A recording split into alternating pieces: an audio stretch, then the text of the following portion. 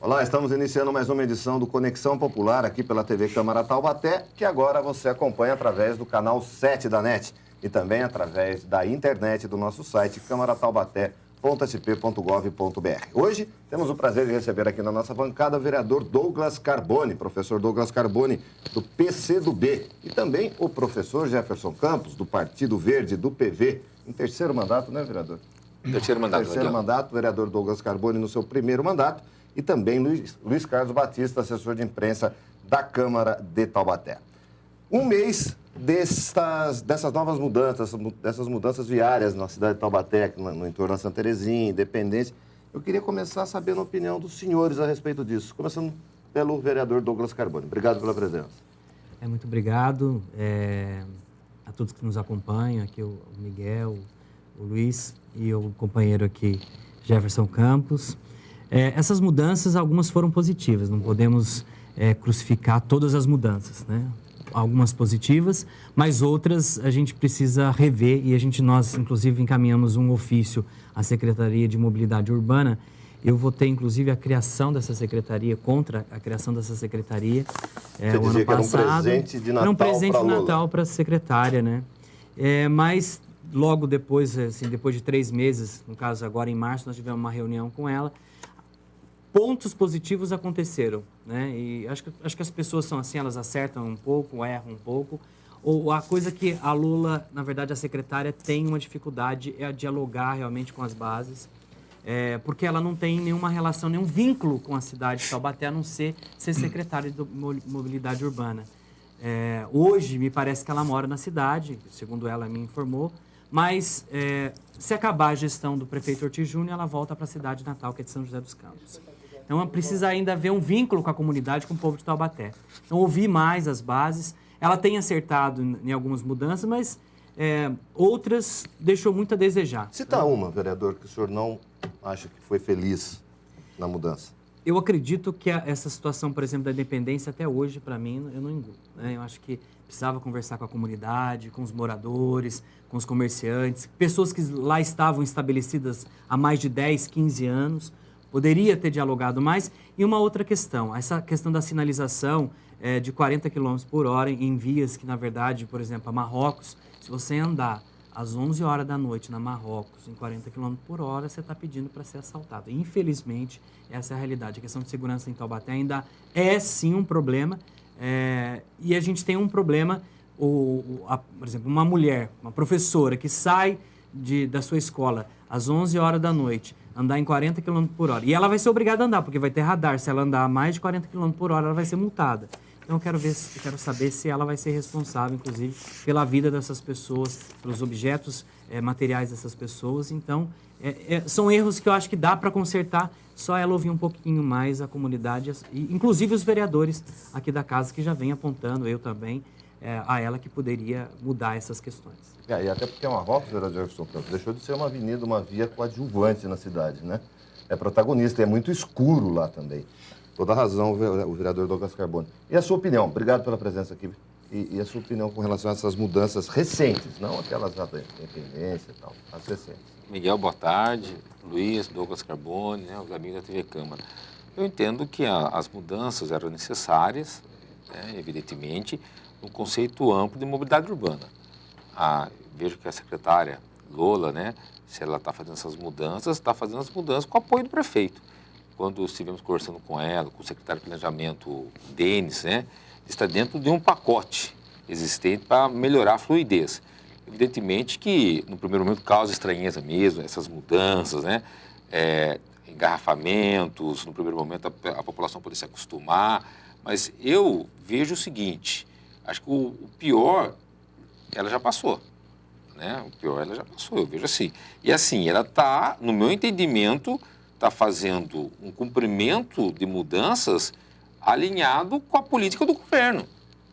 Na minha cabeça está claro, quando a população fez opção pelo prefeito Ortiz Júnior, fez opção para esse plano de governo. Sim. É evidente que dentro do programa do governo do prefeito, isso estava sendo colocado lá. Então, eu entendo que ela está fazendo as mudanças necessárias aí. Evidentemente, onde está ruim, vai ter que dar um acerto, vai ter que ouvir. Mas ela é flexível para isso, vereador? Muita gente diz exatamente esse é o problema da Lola. Ela mandou... Ela não aceita a sugestão, então não tem conversa. Ô, Miguel, eu vejo assim... Ou não é isso? Não, eu vejo assim. Vamos ter a lei dos taxistas aí, que vai estar... dos mototaxistas, entendeu? Onde eu estou vendo pelos jornais, né? Ela está atendendo as bases, entendeu? Uhum. O reclamo dos vereadores... sempre quando foi convocada veio para casa, entendeu? É chamada. Então eu vejo assim, cada caso é um caso. Às vezes o vereador tem uma questão pontual, olha, tem que arrumar isso aqui. Então, nas minhas, quando eu coloco, a gente vai lá debater, esclarecer. Por exemplo, a minha luta do mandato é ter uma área específica para instrutores de autoescola, que não tem. Nós estamos caminhando nisso aí. Então eu vejo que a mudança que acontece no trânsito Taubaté, e aí essa que é a minha discussão, ela está dentro do contexto do prefeito que ganhou a cidade de Taubaté. Eu entendo que a Lula vem aqui e vai fazer da cabeça dela. Essas mudanças que ela está fazendo, é evidente que ela está fazendo com apoio, está implementando o plano do prefeito que é o vencedor de Taubaté. E tem essas mudanças, né? Evidentemente que os transtornos que acontecem, mas, como falou o vereador Douglas Carbone, ele também se posiciona assim, uma questão pontual, ela tem que ouvir, tem que atender, tem que colocar, tem que se posicionar. Mas as mudanças que estão acontecendo, repito, reafirmo. Eu não vi o plano do governo do PSDB, né, que a nossa coligação era outra. Mas creio eu, estou convicto disso, que ela está cumprindo isso aí. O plano do prefeito, o plano do governo do prefeito que foi que venceu as eleições. Eu só não consigo entender, Luiz Carlos, aquele semáforo na CTI. Mas, enfim, eu não sou um estudioso de trânsito. Não consigo entender. Olha, em qualquer outros anos, outras administrações que a gente vê, a Lula já teria caído há muito tempo. Na minha opinião, ela não caiu porque existia um plano global que o prefeito acreditou nela, e esse plano global, até onde eu sei, não foi apresentado à sociedade. Hoje eu diria, sem nenhuma pesquisa científica, mas eu diria que de 90% de crítica a ela, baixou para 10%. Para 10%. Eu também vejo assim. Tem algumas coisas. O semáforo da CPI, você perguntou para mim, vou dar minha opinião. Bom, está privilegiando o pedestre, porque o pedestre não conseguia passar. Isso, saiu no jornal isso aí. Não conseguia passar. Entendeu? Você tem os dois lados. Tem que se privilegiar, isso sim, o pedestre e o transporte coletivo. A parada de ônibus na Emílio Winter, criticaram. Tem que ter, transporte coletivo, tem que ser priorizado, na minha opinião. Bom, gostaria de perguntar primeiramente para o vereador Douglas Carbone, que, embora os dois sejam professores, mas o vereador Douglas Carbone está mais ligado à Universidade de Taubaté, já foi presidente do Diretório Central de Estudante, tem uma ligação maior, uma atuação maior lá. E eu disse aqui nesse programa, quando nós entrevistamos o professor José Rui Camargo, quando ele disse que teria 143 potenciais candidatos, eu falei, ele disse isso, mas eu penso o seguinte, que vai ter no máximo 3 candidatos. Eu acertei. E disse mais, que dos 3 candidatos, só um seria da oposição. Você errou, nenhum. Errei. Os 3 são como se diz Tinham 3 Josés Ruiz. Como já diz no plenário alguém, né? Jogo de cartas marcadas. O que me surpreende, professor Douglas Carbone, é que, embora os 3 sejam do mesmo grupo, tudo combinado, a professora Nara teve uma votação expressiva. Ao ponto, isso na minha opinião, é fruto de uma insatisfação com o governo José Rui Camargo na administração, porque o o rádio peão que tinha lá dentro, é que a Nara ia ganhar. E não ganhou. Por enquanto, o professor José Rui tem a maior votação. Embora quem escolha seja o prefeito. Ele pode escolher o segundo colocado, pode ser o terceiro colocado. Enfim, a pergunta foi muito longa, mas qual a avaliação que o senhor faz de tudo isso? Não, foi bem sucinta a sua pergunta. Bem sucinta. Na verdade, Luiz Carlos, a gente tem uma atuação muito forte dentro da Universidade de Taubaté. Por ter essa ligação como presidente, eu sou aluno ainda lá do mestrado, eu conheço vários professores, eu fiz 2 cursos de graduação, 1 de pós-graduação, a gente tem uma ligação muito forte realmente, inclusive com esse reitor que hoje está à frente da Universidade de Taubaté. Não só como reitor, com os funcionários e os professores.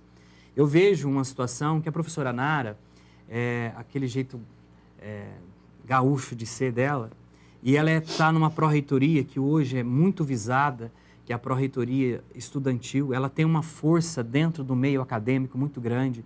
E a professora Nara sempre foi uma pessoa com muito carisma para tratar as pessoas.